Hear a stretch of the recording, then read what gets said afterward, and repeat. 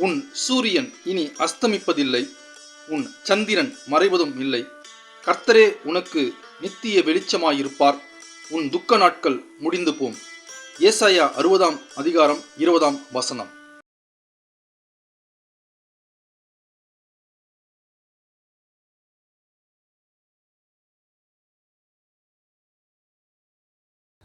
அனைவருக்கும் வணக்கம். நிறைய பாடல்களையும் நிறைய ஓவியங்களையும் கர்த்தருடைய நாமம் மகிமைக்காக அடியேன் வெளியிடுவதற்கு கர்த்தர் தந்த கிருபைக்காக அவரை நான் ஸ்தோத்திரிக்கிறேன். கர்த்தர் நமக்கு தாளந்துகளை தந்ததே அவரை மகிமைப்படுத்த வேண்டும் என்பதற்காக தான். கர்த்தர் நல்லவர் என்பதை ருசித்து பாருங்கள். நான் யாரெல்லாம் சந்திக்கிறேனோ அவங்களுக்கு எல்லாருக்கும் இந்த மாதிரியான ஒரு கார்டை தந்துகிட்டு இருக்கேன். கர்த்தர் நல்லவர் என்பதை அவங்க ருசித்து பார்க்கணும் அப்படின்றதுக்காக தான். இது நான் வரைந்த ஓவியம். இதில் என்ன ஒரு சிறப்பு அப்படின்னு பார்த்தாக்கா, இதில் முன்பக்கம் நான் வரைந்த ஓவியமும் அந்த வசனங்களும் இருக்குது. அதுக்கு பின்னாடி பக்கம் நான் பாடிய பாடல்கள், நான் வாசித்த இசைக்கருவிகள் எல்லாமே. இதை நீங்கள் QR கோடை ஸ்கேன் பண்ணிங்க அப்படின்னா அது வரும்.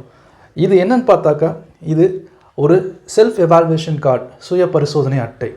இது எப்படி செல்ஃப் எவால்வேஷன் கார்டு, சுய பரிசோதனை அட்டை அப்படின்னா, நீங்கள் உங்களுடைய தம் ஃபிங்கர், 2 தம் ஃபிங்கர் இருக்கு இல்லைங்களா, அதில் ஒரு தம் ஃபிங்கரில் இந்த இடத்துல என்னோடய பேர் போட்டிருக்கேன். அங்கே உங்களுடைய பேரை நீங்கள் இருக்கிறதா கற்பனை பண்ணிக்கோங்க, இமேஜ் பண்ணிக்கோங்க. அதே மாதிரி இன்னொரு தம் ஃபிங்கரில் இந்த இடத்துல என்னோடய இசையும் ஓவியமும் அப்படின்னு இருக்குது. அதை நீங்கள் மறைச்சிக்கிறீங்க. அப்போது பார்த்தீங்கன்னா வில் ப்ரைஸ் த லார்ட் அப்படின்னு இருக்கும், கர்த்தரை துதிக்கும் அப்படின்னு இருக்கும். அப்போது நீங்கள் எப்படி கர்த்தரை துதிக்கிறீங்க அப்படின்றதுக்கான ஒரு செல்ஃப் எவால்வேஷன், அது நீங்கள் சுய பரிசோதனை செய்யுங்க. அப்போது கர்த்தருடைய நாமம் இன்னும் மகிமைப்படும். அது உங்களுக்கு ரொம்பவும் ஆசீர்வாதமாக இருக்கும். இப்போ நான் வரைந்த ஓவியம் என்னன்னு பார்த்தாக்கா, அது ஒரு கேண்டில், அது ஒரு மெழுகுவர்த்தி. இந்த கேண்டில் உருகி ஒரு வெளிச்சத்தை கொடுக்குது. அதுபோல தான் ஏசப்பா நமக்காக கல்வாரி சிலுவையில் பலியானார். அவர் எதுக்காக நமக்காக பலியானார்? நாம் செய்த பாவங்களுக்காக அவர் பலியானார். நம்ம பாரம் சுமக்கக்கூடாது அப்படின்றதுக்காக அவர் அந்த பாரத்தை ஏற்றுக்கொண்டார். இப்பொழுதும் அடியேனுக்கு கர்த்தர் கிருபையாய் தந்த ஒரு புதிய பாடல், உம்மை போலதான் நான் வாழணும் இயேசுவே என்ற பாடலை நீங்கள் கேட்டு மகிழுங்கள். கர்த்தருக்கே மகிமை உண்டாவதாக.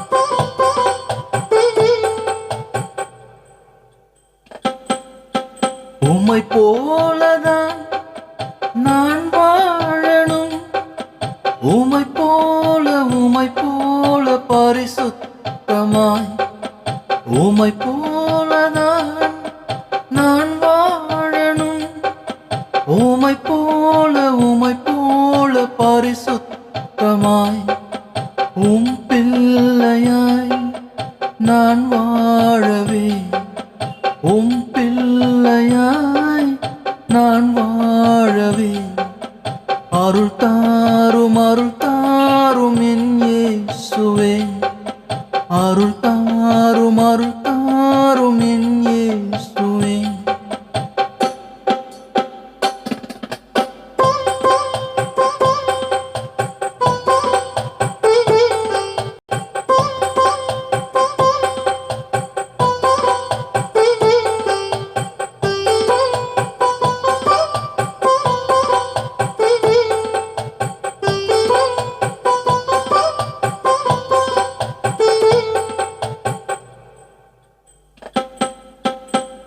வாழ்ந்திட எனக்கு தெரியாது ராஜா, உம்மை போல் வாழ சொல்லித்தாரும் தேவா. வாழ்ந்திட எனக்கு தெரியாது ராஜா, உம்மை போல் வாழ சொல்லித்தாரும் தேவா. உம்மை போல் வளர்ந்து, உம்மை போல் உயர்ந்து, உம்மை போல் வாழ அருள் தாருமே. உம்மை போல் வளர்ந்து, உம்மை போல் உயர்ந்து, உம்மை போல் வாழ அருள் தாருமே.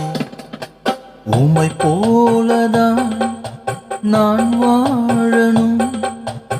உமை போல பரிசுத்தமாய் உம் பிள்ளையாய் நான் வாழவே, உம் பிள்ளையாய் நான் வாழவே அருள் தாரும் என் இயேசுவே, அருள் தாரும் என் இயேசுவே.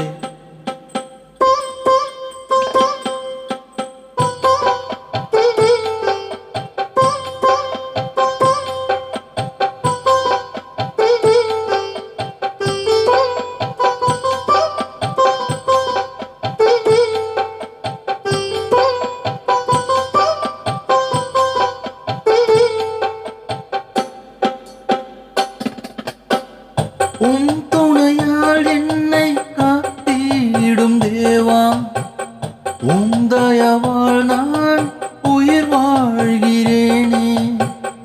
உம் துணையால் என்னை காத்திடும் தேவா, உம் தயவால் நான் உயிர் வாழ்கிறேனே.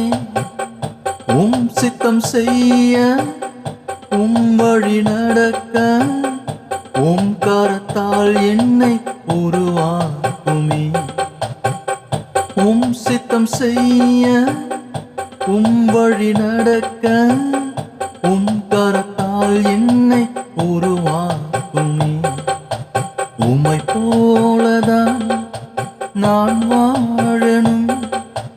உம்மை போல பரிசுத்தமாய் உம் பிள்ளையாய் நான் வாழவே, உம் பிள்ளையாய் நான் வாழவே அருள் தாரும் என் இயேசுவே.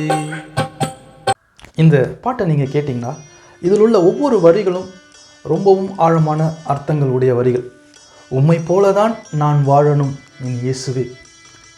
நான் தியரிட்டிக்கல் கிறிஸ்டியனாக இருக்கேனா, இல்லை நான் ப்ராக்டிக்கல் கிறிஸ்டியனாக இருக்கேனா?